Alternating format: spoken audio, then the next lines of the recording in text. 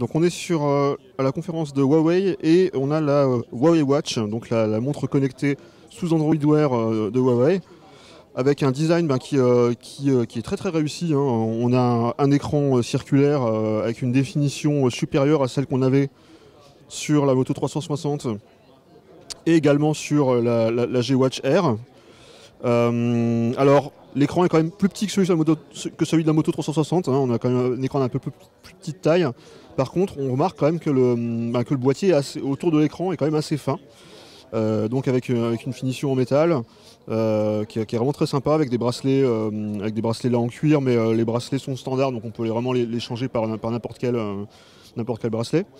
Donc l'écran est un écran AMOLED, donc avec l'avantage de ne pas consommer quand on affiche un fond noir par exemple, ce qui va contribuer à augmenter l'autonomie. Hormis ça, on a des fonctionnalités qui sont classiques, c'est celle d'Android Wear, hein, donc on va pouvoir afficher ses notifications, les cartes de Google Now, également traquer tout ce qui est pas, calories. On a au dos un capteur de rythme cardiaque, comme sur la plupart des montres des constructeurs concurrents. Et les fonctionnalités de Google Now qu'on apprécie déjà sur les autres montres Android Wear, comme notamment la possibilité de traquer ses vols ou quand on est en transport en commun, on peut avoir des itinéraires qui vont s'afficher de manière contextuelle par rapport à l'endroit où on est, par rapport à la date de la prochaine réunion, etc. Alors à première vue, on est vraiment, vraiment très très séduit par cette montre.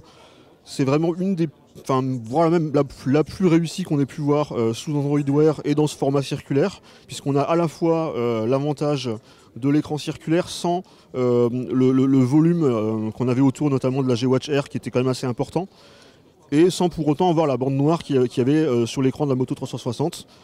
Avec un design réussi, avec un écran qui est super lisible, vraiment super bien défini. Donc on ne connaît pas encore le prix par contre, et la disponibilité c'est plus tard dans l'année selon Huawei, donc on n'a pas encore vraiment de précision là-dessus. On imagine qu'elle sera sûrement aux alentours de 250-300 euros, sachant que le Smartband B2 que Huawei a également présenté est à 200 euros. Donc je pense qu'elle sera un prix un petit peu plus élevé, mais pas non plus, va pas non plus atteindre des 10 000 $ comme les rumeurs sur l'Apple Watch en version dorée.